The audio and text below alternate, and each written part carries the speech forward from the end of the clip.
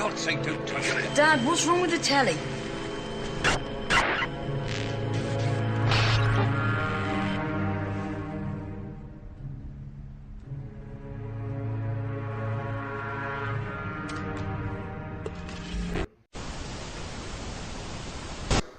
If we want to be free, then don't run and hide. Because you can put your head in the sand and ignorance is bliss, but only for a while. You can put your head in the sand because there's a tornado coming. But the tornado's still coming, your bum's in the air. If you lift it out of the sand, take responsibility and face it, you can take avoiding action. Ignorance is bliss with a head in the sand, and then, bang, your ass is spinning up in the clouds. Strength does not come from physical capacity, it comes from an indomitable will. Mahatma Gandhi. Isn't it amazing how true that is? How you can see soldiers in uniform involved in truly extraordinary levels of physical courage and what we call heroism. And yet those same people are terrified of saying boo to another guy in uniform who's got more stripes on his arm than he has. Isn't it amazing? With physical strength can come so easily, and moral strength not. That's to do with the moon matrix and the way that our perception is manipulated. Turkish proverb, a lion sleeps in the heart of every brave man, every brave woman, and it's not really bravery. When you let go of fear, you don't need bravery, you don't need courage. Courage is overcoming fear. When you let go of fear, because I'm all that is, has been, and never will be, what's the worst that can happen to me? I leave this physical body of limitation and I become all that is, has been, and ever will be, in full awareness that that is what I am. My God, I'm terrified that that might happen. I don't know how I'm going to cope with the terror of thinking that might happen. Know thyself. Again, recurring theme, know thyself. We are consciousness. What is there to fear? Death? There is no death. Just putting the telescope down. We can meet this with fear. Oh my God, the police state! Or we can treat it with the emotion it deserves. Eh?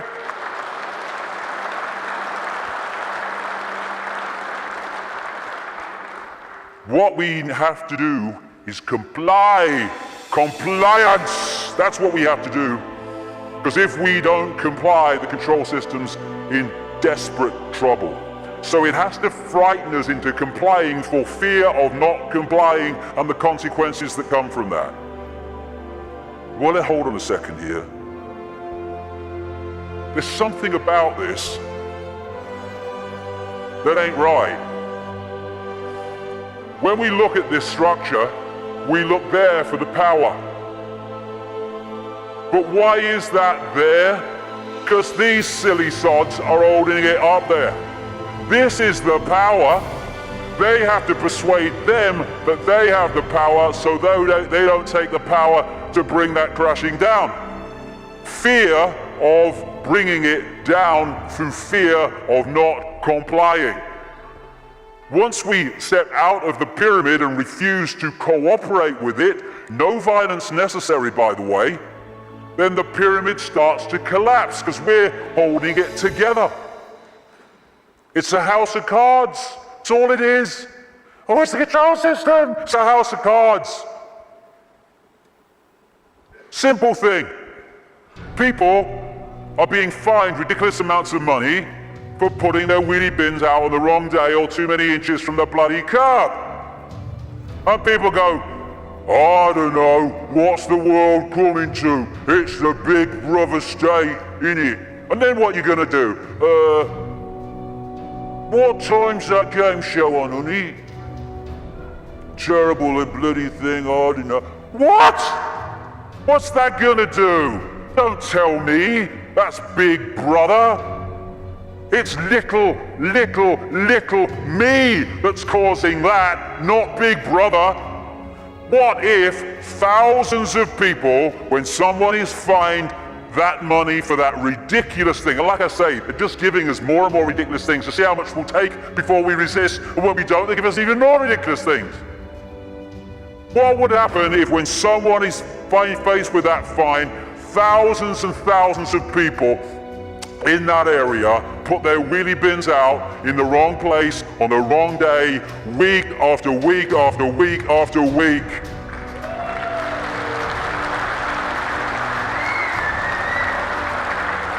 The system couldn't cope. We have the numbers. And I see this, your vote is your voice, be heard. Bollocks it is. How can the vote be your voice when the people you're given the choice of voting for that have any chance of forming a government are standing on the same postage stamp of political policy and perception? There's no choice. We've reached a point now where the vote becomes a voice when we refuse to vote. We refuse to play the game anymore.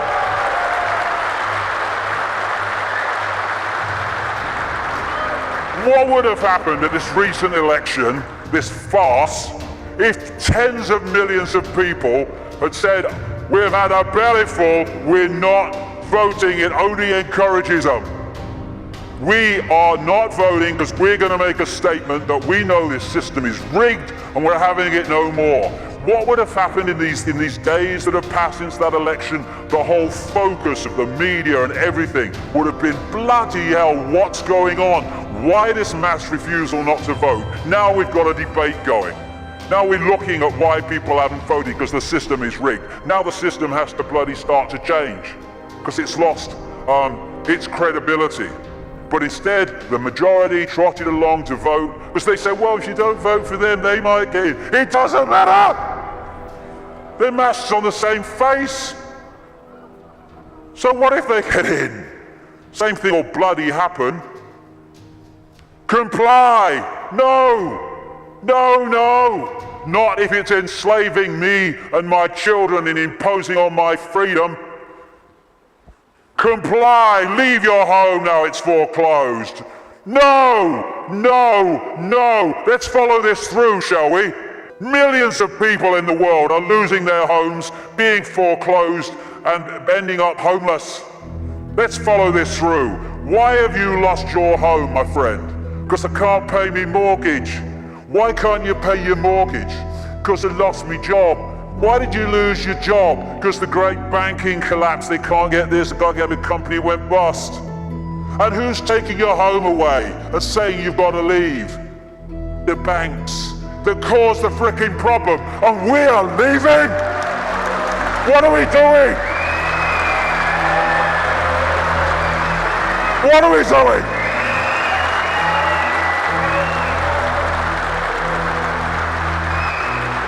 No, we won't leave when the banks have caused the problem and now they're telling us to leave to take the assets.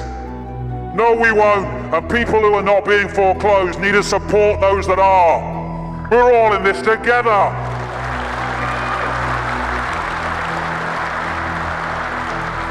Compulsory vaccinations. No, no, no.